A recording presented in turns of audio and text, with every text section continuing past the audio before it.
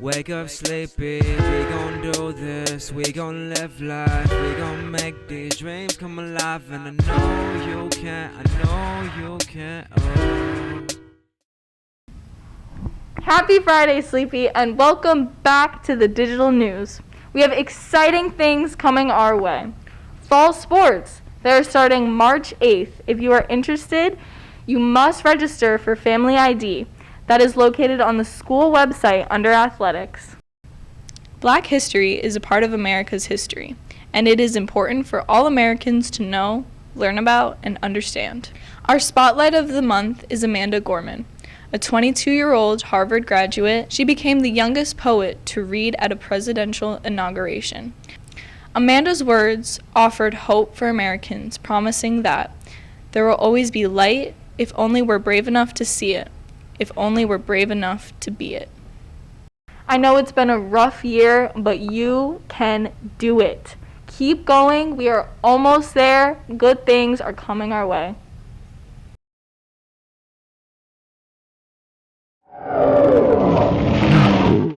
Welcome to a very wintry baking segment where we're going to be making hot chocolate bombs. I have this silicone sphere mold, and I have about half a bag of semi-sweet chocolate chips that I'm going to melt to start making it.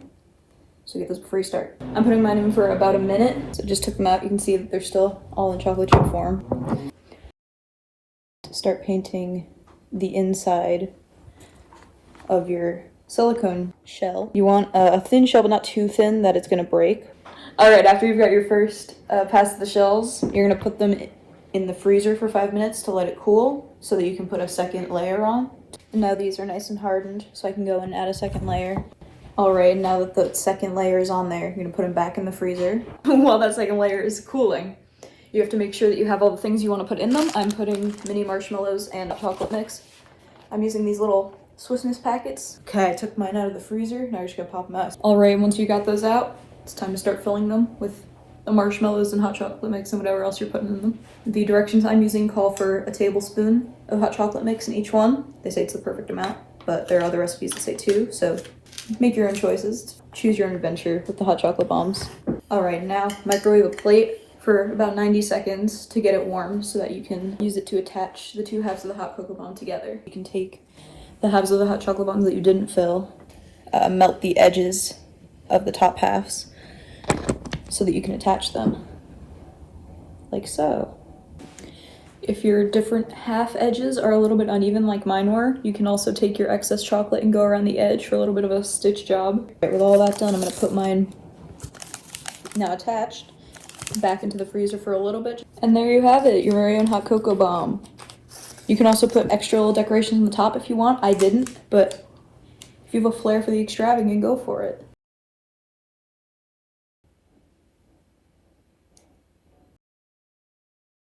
What does the Spread the Word to End the Word Day mean to you? For me is one of the most special days of the year at Sleepy Hollow. It started over 10 years ago, and at that time there was a real problem with people using the R word. So we started this campaign to educate people about the negative effects of that. And over the years, the use of the R word has decreased and decreased to the point where we don't really even focus on that for this day anymore. We focus more on inclusion, and this year the theme is connection. And I'm really proud of our school because of how far we've come and what an inclusive place it is. And this day just, I feel, brings everybody together, and that's what I love. Thank you, that sounds amazing. It means inclusion and trying to have an inclusive community, just valuing everybody, every human being, and recognizing the community consists of everyone in that community. What does the Spread the Word to End the Word Day mean to you? I think we just include everyone, just be with everyone, just always bring good energy. Do you want to show off your t-shirt? Oh yeah, got the shirt, Drippy. I'm here with Ms. Lopez. Ms. Lopez, can you tell us about Trivia Night? Sure. So Trivia Night started out of a desire sort of do more things to connect students together and just a way to have fun. We've had about 50 people logging in to either watch or play, and just some good old-fashioned encouragement, cheering, just people connecting to one another, and that's been the whole point of it. Through the generous donations of your teachers, each winner gets to come to me and pick a prize. Fun times. So as you know, we have trivia nights on Thursday, hosted by the one and only Miss Lopez. So if you could choose any teacher to challenge on trivia night, who would you choose and why? To challenge? Lopez. Why? We just have this little competition going on. That's lit. If you could challenge one teacher to do trivia night, who would you challenge? I feel like Mr. Spirelli, because I think it'd be really funny when he doesn't know the answers. Seeing Spirelli's downfall. Yeah. Good answer. Probably Miss Graham, because I feel like if I could get onto a roll, I could just outpace her with my answers. You're saying you could win? Easily. Easily? I called you out, Miss Graham. If you could challenge any teacher to a trivia off, who would you choose? I'd go with Mr. Sincata. Why? I work with them a lot. I'd like to see our trivia knowledge matched up side by side. So you're hoping for history teacher on history teacher crime. Sure. We're still friends. It would just be, competitive. I would want to go against Mr. O'Neill. Why? Because he's the best teacher of all time. Okay, that's a good enough answer.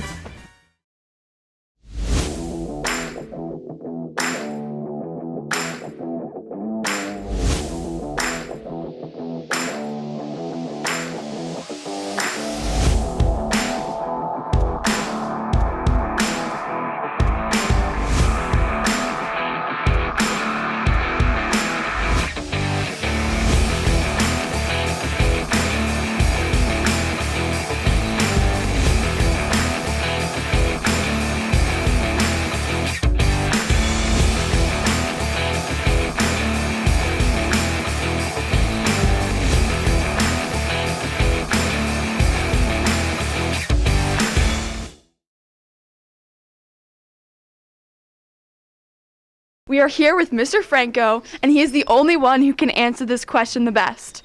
Mr. Franco, Yes. who is our school's best couple? And they don't have to be a real couple, they can be someone who you want to be together. Oh, okay. Wow. This is a good one. Okay, this year I've been kind of slow with my matchmaking skills because I don't see so many people. I think looking into my analysis of behavior and connections, all scientific, no stars here. Sorry, Alyssa. No stars at all. This is basically, I was a Zach Rudder and Biani. Ooh, you heard it here first. Okay, we have just received top secret intel from Mr. Franco himself that he's decided among every single person in the student body and in the faculty that you two are the potential couple. So, are you guys ready to make it official? Zach, what are we doing? I don't know. We have to think about this one. I don't know. Mr. Franco, really? I mean, if Mr. Franco is saying it, then He's never wrong about credible love. source. He's never wrong about love. That's right. Mr. Franco, Valentine's Day was 2 days ago, and I forgot to do something with my girl. How am I gonna make it up to her? Listen, first of all, you need to understand, Devin, that Valentine's is just one day in the calendar. Every day is Valentine's. Oh. It's about friendship. It's not about, just one special day, I always say every day is a day to connect and to be friends. It's definitely a credible source when it comes coming from Franco, you know what I mean? Yeah. Right. So I think we We'll should have to get back to you on that. we'll have to think about We'll have it. to get back to you on that. have a few discussions. Yeah. Love takes time. That makes sense. Exactly. All right. Can't force it. Let me tell you something. There is a little technique I use, which is really good. It always works. And that is making a little lava lamp. And you put this in the center of the table, and she will be so happy. That special person in your life. See? Very nice, thank you. You're welcome. She gonna love that. Yeah, she is. Inexpensive, too.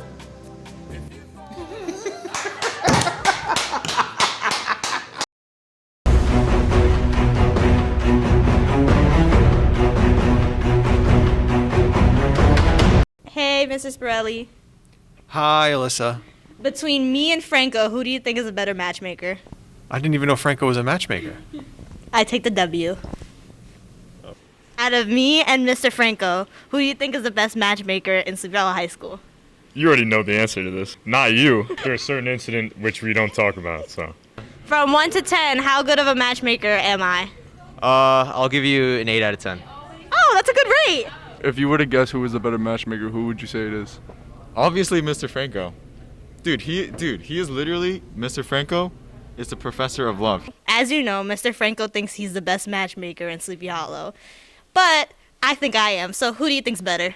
You, definitely. Why? I just know people better. You have a different perspective. Sorry, Mr. Franco. If you could choose between Mr. Franco and I, who do you think is the best matchmaker in Sleepy Hollow High School? I don't know. I've never seen either of you set anybody up. It's me. That's a W. Is Mr. Franco known for setting people up on dates?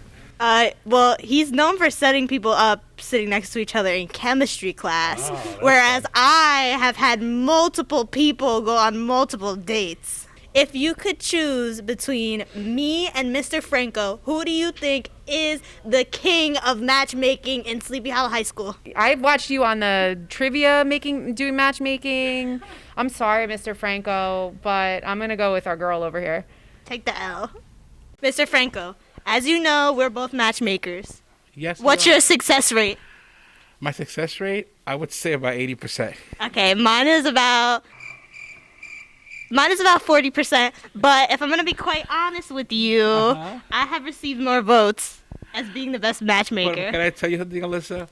Remember, I'm a little older than you are by a couple of years, so I've had more experience, throughout my time. So I commend you. 40% isn't bad at what, 17?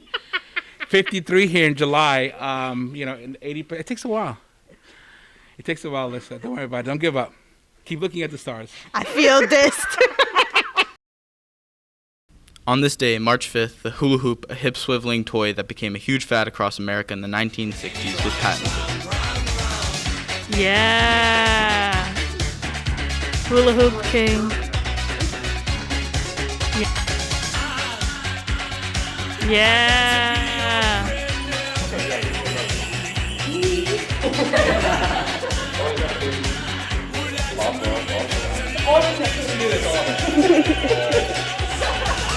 Go.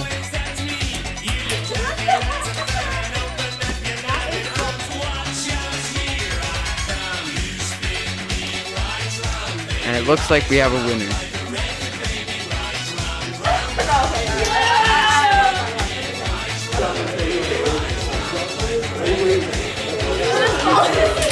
Ready, set, go. Oh, okay. All right. 3, 2, 1. Oh, and Samantha has won. Good job. Oh, okay. 3 hours later.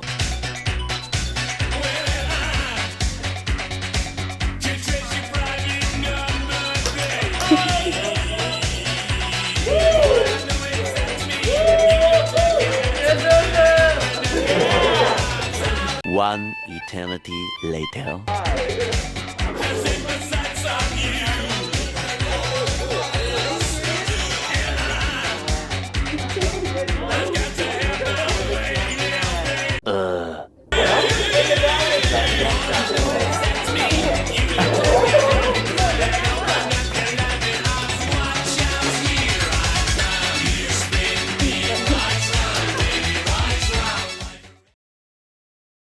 So this is a simple question, okay?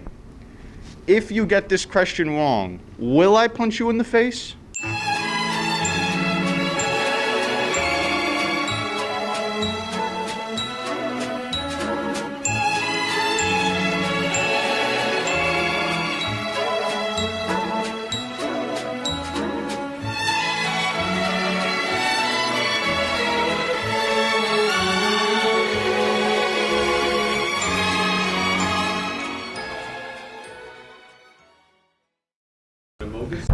If you get this question wrong, will I punch you in the face?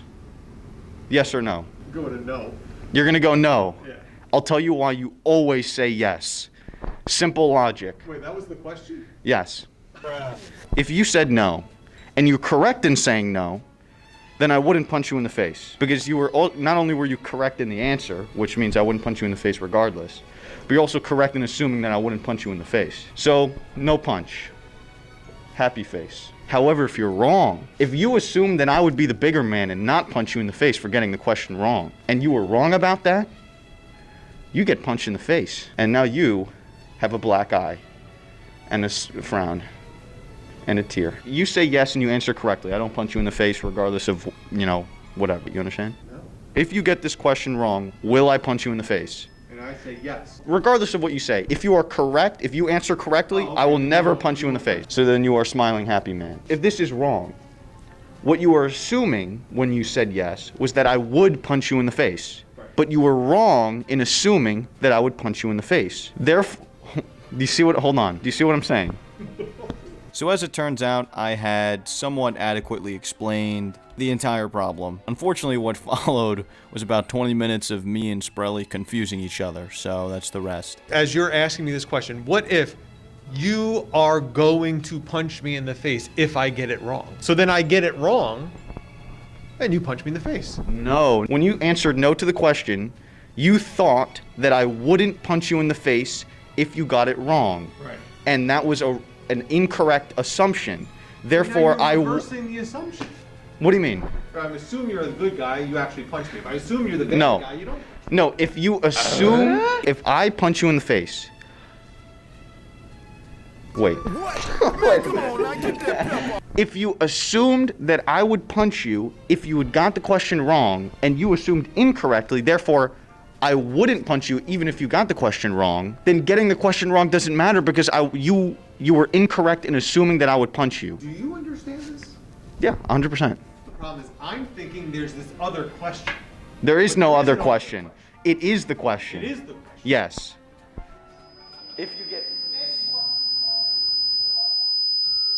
question. Say, yes, you'll punch me. Yes. Now, what is those scenarios? Let's say you say yes.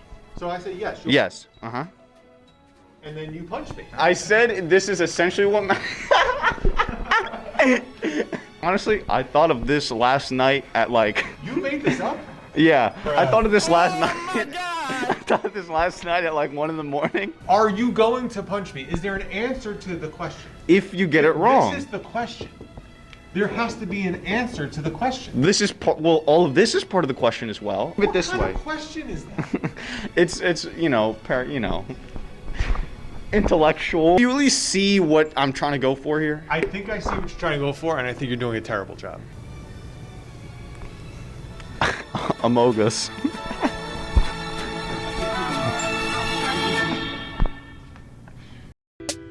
Wake up sleepy, we gon' do this, we gon' live life, we gon' make these dreams come alive, and I know you can, oh.